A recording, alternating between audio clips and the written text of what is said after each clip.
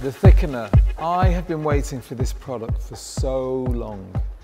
This product is so important to the way I work. I kind of spray it into the hair. You can really load this up as well. You know, I think the more of the product you use, the more support you get and the more structure you get within the hair. Even if you're just using a little bit, it kind of really gives you the body, gives you shape, it gives you hold.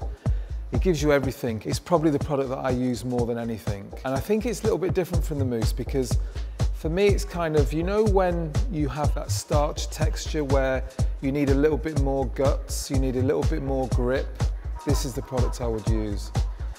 So I spray it into the hair, whatever texture it is, whether I'm doing a big blowout, if I'm working with kind of shape, this is key.